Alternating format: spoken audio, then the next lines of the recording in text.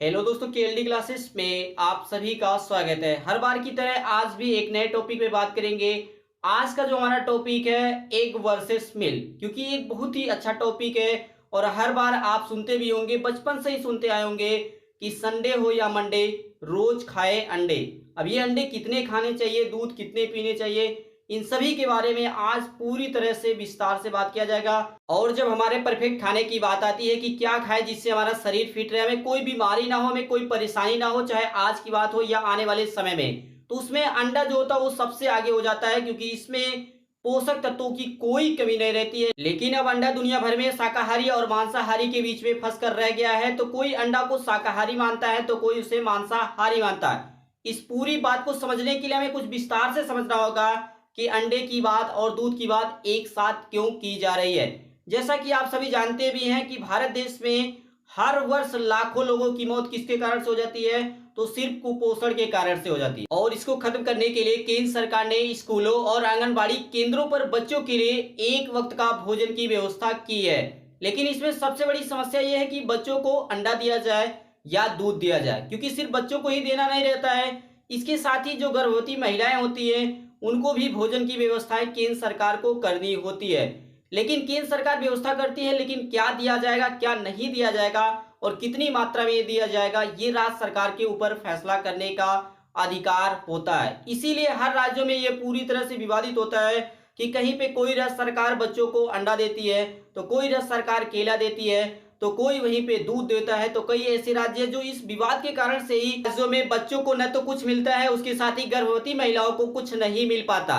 विवाद तो उस समय ज्यादा बढ़ गया जब मध्य प्रदेश सरकार ने अंडे के स्थान पे दूध देने की बात की, जबकि मध्य प्रदेश में जो डॉक्टरों की टीम है जो सरकार को सलाह देती है कि क्या देना चाहिए, क्या योजना लागू करनी चाहिए, उन्होंने कहा कि दूध के स्थान पे अंडा देना चाहिए, क्योंकि जो कुपोषण की मात्रा है, जो अधिक संख्या आती है, वो मध्य प्रदेश में भी आती है।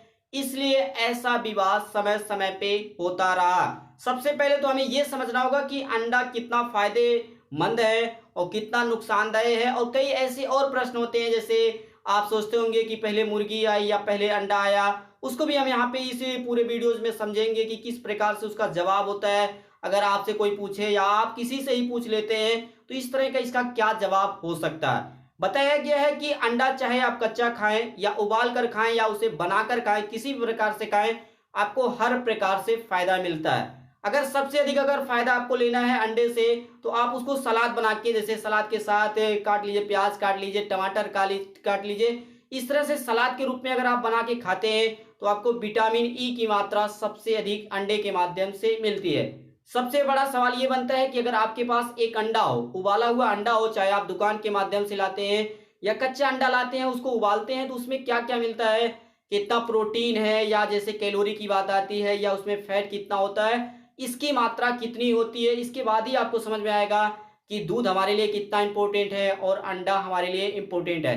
तो एक उबाला हुआ अंडा को लेकर हम एग्जाम्पल से समझते हैं कि उसमें क्या क्या होता है। एक उबाले अंडे में 221 किलो कैलोरी ऊर्जा होती है, ध्यान से समझिएगा।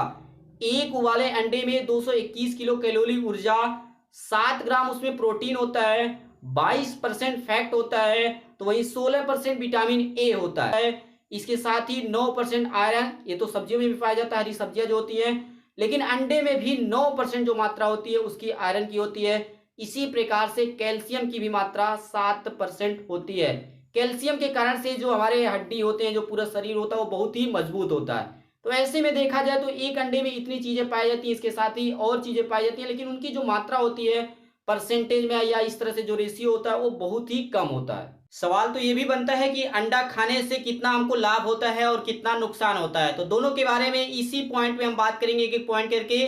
तो सबसे पहले हम लाभ के बारे में बात करते हैं। जैसे बताया गया है कि चीन ने 2018 में करीब 5 लाख लोगों के ऊपर एक सर्वे कराया था, जिससे निष्कर्ष निकाला था कि अंडा खाने वालों को दिल की बीमारी होने की जो संभावना होती है वो बहुत ही कम हो जाती है। तो वैसे में जिनको ऐसी समस्या हो रही थी वो परेशान ना हो। दूसरा पॉइंट बताया गया कि अंडे में एक कोलाइन तत्व पाया जाता है जो हमें अल्जाइमर की बीमारी से बचाता है और इसके साथ ही यह लीवर की भी सुरक्षा करता है।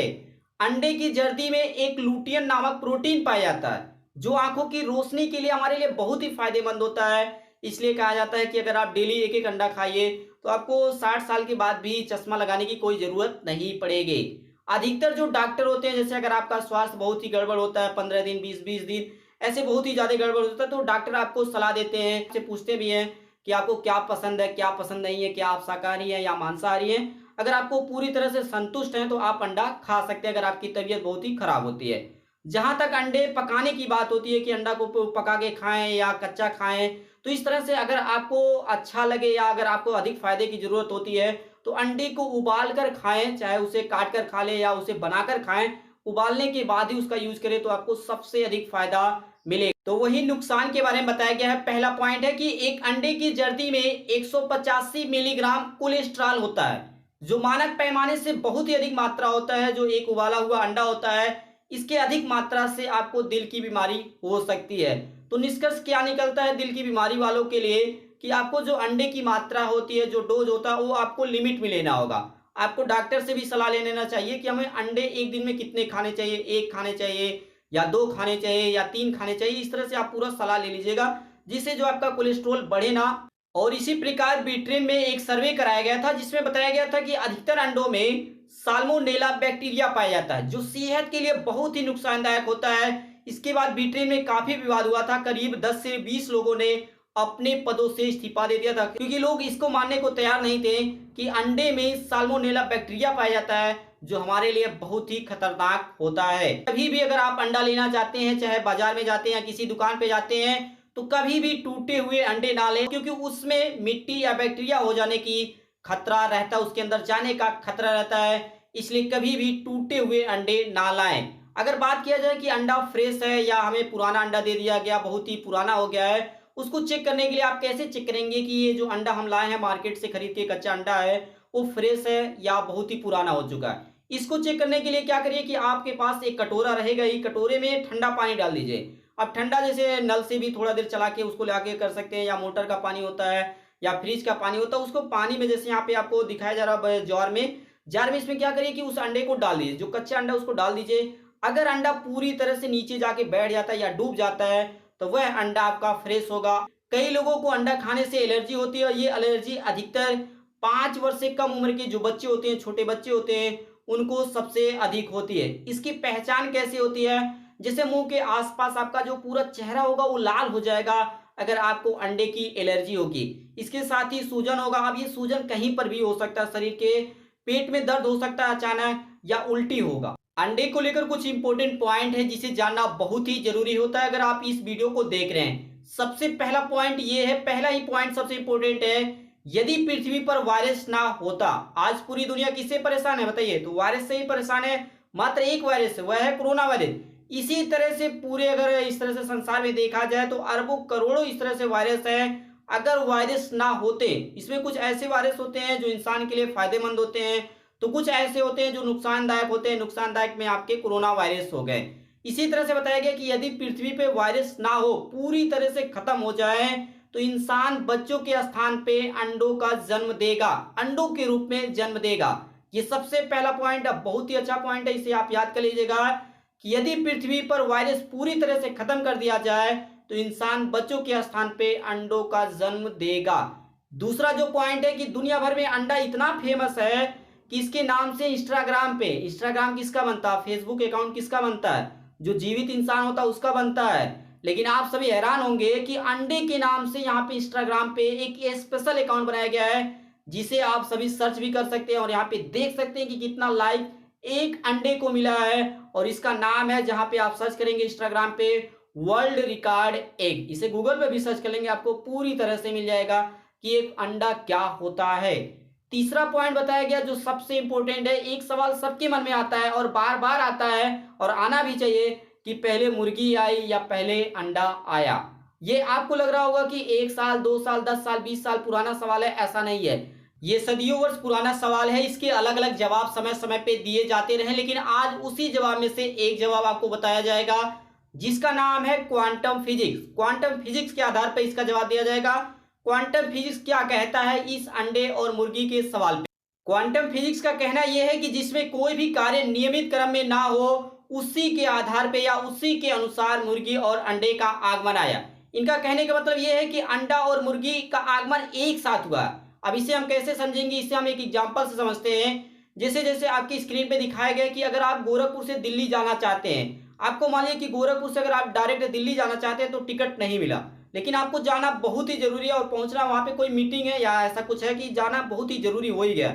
तो आप क्या करेंगे कि गोरखपुर से लखनऊ तक मान लीजिए आपको बस से जाना हो, तो आप गोरखपुर से लखनऊ तक बस से गए, इसके बाद आपको लखनऊ से दिल्ली तक का ट्रेन का टिकट मिल चुका है, तो लखनऊ से आप दिल्ली तक का ट्रेन से चले जाएंगे। इस तरह से आप पहुंच गए। लेकिन आपके पास ये भी ऑप्शन है कि आप गोरखपुर से लखनऊ तक ट्रेन से चले जाएं, ये भी आपके ऑप्शन है। ऐसा तो है नहीं कि पहले आप बस से आए फिर आगे ट्रेन से जाए, उसके बाद लखनऊ तक जब आप पहुंच जाएंगे, लखनऊ से आप दिल्ली तक बस से जा सकते हैं। तो इस तरह से ऐसा नहीं है कि पहला आप काम नहीं करेंगे तो दूसरा काम नहीं होगा। जैसे आप टेबल पढ़ लीजिए, 2 1 जा 2, 2 2 जा 4, तो पहला आपको 2 1 जा पढ़ना ही पड़ेगा, 2 1 जा 2, उसके बाद ही 2 4 2 2 जा 4 होगा।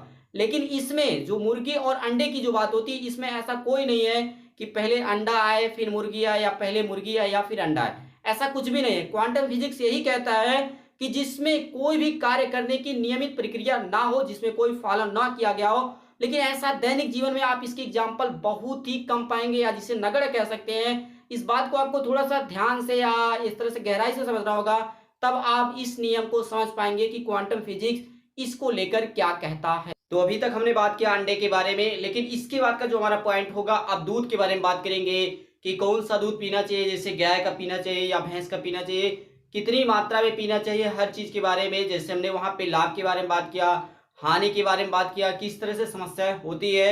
जब भी दूध पीने की बात आती है तो सबसे पहला सवाल ये उठता है कि गाय का दूध पिए या भैंस का दूध। ये जो समस्या बनी रहती थी, लेकिन अब इस वीडियो को देखने के बाद आपके सामने ऐसी कोई समस्या नहीं रहेगी कि गाय का दूध पिए या भैंस का दूध पिए। तो सबसे पहले हम एक एग्जांपल लेते हैं। जैसे हमने एक अंडे के बारे में बात किया था, उसी तरह से 250 ग्राम अगर दूध ले, जिसे हम एक पाव भी कहते हैं, एक पाव गाय का दूध ले लीजिए और एक पाव भैंस का दूध, दोनों में तुलना किया जाएगी कौन सबसे इंपॉर्टेंट है, किसको पीना चाहिए। सबसे पहला नाम आता है कैलोरी की। गाय के दूध में 155, तो भैंस में 237। पानी की बात आती है तो 225 ml गाय के दूध में, वही भैंस के दूध में 212। ये सभी जो आंकड़े निकाले गए हैं वो एक पाव दूध पे या 250 ग्राम दूध पे निकाले जा रहे हैं। इसी तरह से प्रोटीन की बात किया गया है तो गाय के दूध में 8.3 ग्राम, वही भैंस के दूध में 9 ग्राम होता है। इसके साथ ही कार्बोहाइड्रेट की जो मात्रा है वो गाय के दूध में 11.65 ग्राम, तो वही भैंस के दूध में 12 ग्राम है। फैट की मात्रा 8 ग्राम गाय के दूध में, वही भैंस के दूध में 17 ग्राम है। इसके साथ ही लास्ट में जो पाया जाता है, जिसे हम कैल्शियम के नाम से जानते हैं, जो अंडे में भी पाया जाता था, उसके बारे में हमने बात भी किया है। तो गाय के दूध में 291 ml ग्राम, वही भैंस के दूध में 412 ml ग्राम, इस तरह से कैल्शियम होता है। इसके साथ ही कुछ और पोषक तत्व होते हैं, जैसे आयरन भी होता है, सोडियम भी पाया जाता है। इस आंकड़े को देखने के बाद एक बात स्पष्ट होती है कि जो भैंस की बात किया गया उसमें कैलोरी भी अधिक है, प्रोटीन, कार्बोहाइड्रेट, फैट व कैल्शियम भी गाय के दूध की मात्रा में उससे भी अधिक निकल जा रहा। लेकिन फिर भी अगर हमें स्वस्थ देसी गाय का बिना मिलावट के ताजा दूध मिल जाए तो प्रोटीन हो या कैल्शियम हो, इससे पाने का अवसर, इससे बेहतर तरीका कोई भी नहीं हो सकता। चाहे आप भैंस का दूध पी लीजिए या आप अंडे खा लीजिए, लेकिन ये आज के समय में ताजा दूध मिलना और शुद्ध दूध मिलना, इस तरह से कहा जा सकता है, बहुत ही मुश्किल है। उसे ही मिल सकता है जिसके यहाँ पे घर पे गाय होती होगी। दूसरा पॉइंट ये बताया गया है कि गाय के दूध में फैट और जो प्रोटीन होता है वो कम होता है, जिसके कारण से यह बच्चों को भी आसानी से पच जाता है। तो वही जो बुजुर्ग होते हैं वह भी आसानी से गाय के दूध को पचा लेते हैं। वयस्कों को जो बताया गया है कि वयस्कों को कौन सा दूध पीना चाहिए, क्या गाय का पीना चाहिए या भैंस का, तो उनके लिए सबसे उपयुक्त होता है कि वो भैंस का दूध पिए, क्योंकि उनको पचाने में इसको दिक्कत नहीं होगी।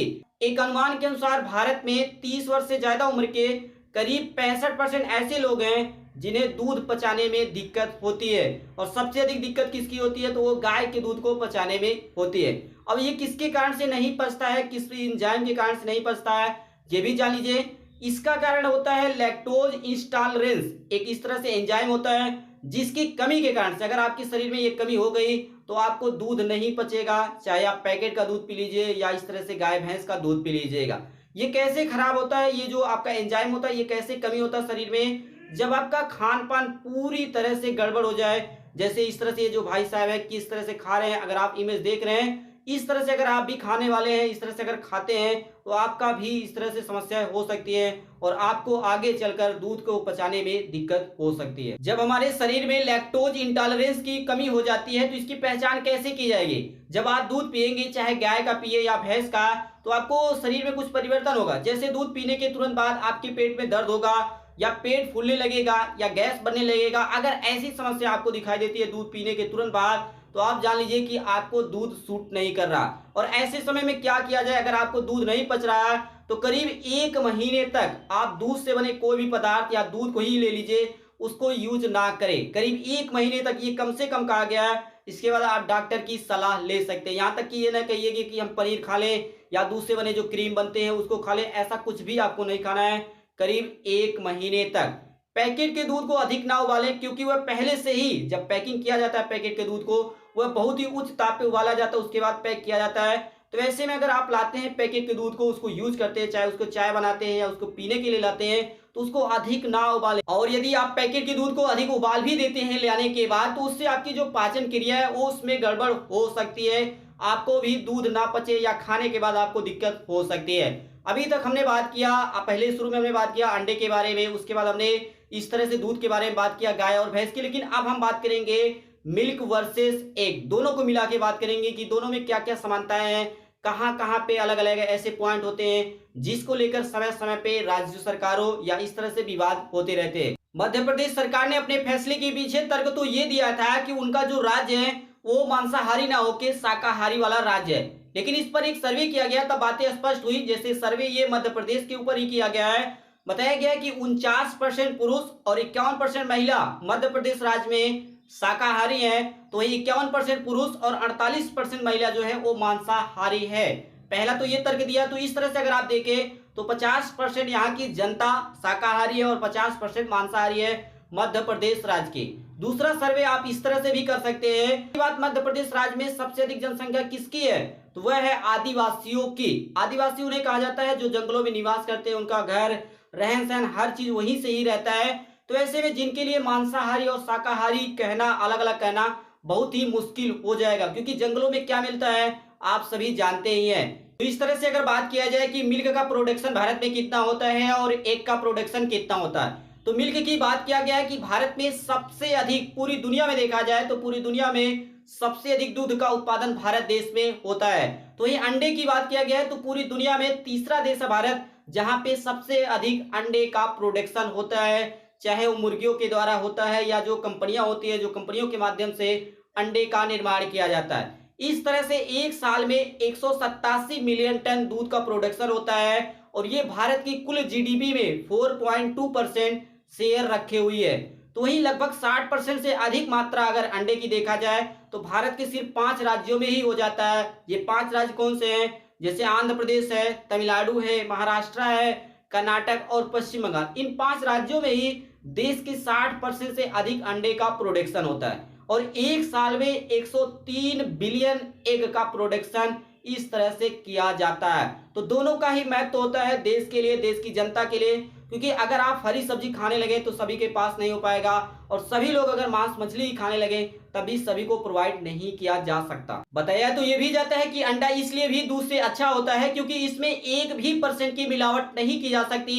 आप यहाँ पे देख सकते हैं कि किस तरह से अंडे का प्रोडक्शन होता है और कितना रेट आता है बनाने पे और मार्केट में आपको किस रेट पे दिया जाता है। जबकि दूध कितना शुद्ध होता है बताने की जरूरत नहीं होती है। कई बार तो ऐसा होता है कि दूध से ज्यादा क्या होता है, पानी हो जाता है, हमें पूछना पड़ता है कि इसमें दूध कहाँ पे है।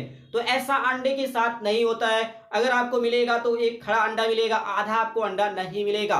दूसरा पॉइंट ये बताया गया कि वर्ष 2015 में मध्य प्रदेश राज्य में 10 ग्राम दूध पाउडर में 90 ग्राम पानी मिलाकर बच्चों को दिया गया था। लेकिन उस समय विवाद तब हो गया पानी की क्वालिटी को लेकर। आप देखते हैं कि हर जगह जो पानी है उसकी क्वालिटी एक समान नहीं है, कहीं पे खारा है तो कहीं पे किसी भी तरह से समस्या आ रही थी। एक आंकड़े के अनुसार 1 लीटर दूध में अगर आपके पास शुद्ध 1 लीटर दूध है तो आप कम से कम 5 बच्चों को दे सकते हैं। जो स्कूल में बच्चे पढ़ते हैं, सरकारी कॉलेज में पढ़ते हैं, उनको दे सकते हैं। लेकिन अगर आप पानी मिला देंगे तो वही 1 लीटर दूध आप 10 बच्चों में आसानी से बांट सकते हैं। लेकिन अंडे के साथ ऐसा नहीं होता है। अगर एक एक अंडे भी सभी को देंगे तो 10 अंडे की जरूरत होगी।